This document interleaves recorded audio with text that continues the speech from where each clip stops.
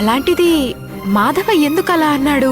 మీకేమో చదువు సంధ్య ఉంది, నాకేమో చూసుకోవడానికి హోటల్ మాత్రమే ఉంది, ఇద్దరికి మధ్యలో భూమికి ఆకాశానికి ఉన్న తేడా ఉంది అని ఏవేవో చెప్తున్నాడే. ఇప్పుడు నాకు అర్థమైందే. అబ్బాయిలు బేసిక్గా 2 రకాలు. మొదటి రకం అమ్మాయి ఎలా ఉన్నా ఇష్టపడే రకం.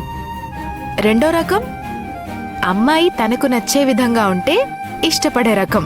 మాధవ రెండో రకానికి చెందిన అబ్బాయేమో అని నా డౌట్. అయితే ఇప్పుడు నేనేం చెయ్యాలి? ఇందులో పెద్ద అర్థం కాకపోవడానికి ఏముందే. మాధవ మనస్తత్వాన్ని బట్టి అమ్మాయి చాలా సింపుల్ గా ఉండాలి.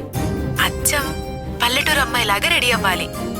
అంటే లంగా ఓణీలు కట్టుకొని అచ్చమైన తెలుగింటి అమ్మాయిలాగా కనిపిస్తే ఇష్టపడతాడేమోనని నాకు అనిపిస్తోంది. నువ్వంటే నాకు కూడా అదే కరెక్టేమో అనిపిస్తుంది. ఇంకేం ఆలోచించకుండా ముందు నీ గెటప్ మార్చి అతనికి నచ్చే విధంగా కనిపించు. వెంటనే మాధవ మనసు మారకపోతే అప్పుడు నన్ను అడుగు. సరేనే, ఒక ప్రయత్నం చేసి చూద్దాం. సరే, నేనుంటాను. సరే మరి, ఆల్ ది బెస్ట్.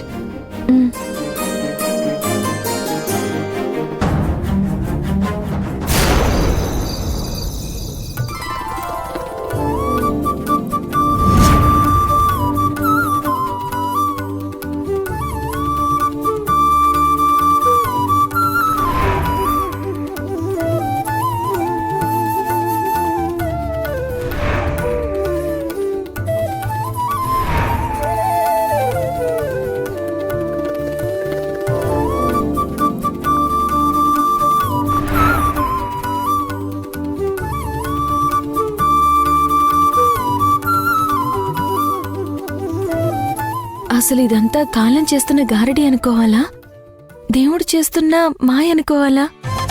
అసలు మాధవ్ నాకెందుకు దగ్గరయ్యాడు? తనని నేనెందుకు ఇష్టపడ్డాను? ఆయన్నే పెళ్లి చేసుకోవాలని ఎందుకు అనుకున్నాను? అనుకున్నందుకు ఇప్పుడు విషయం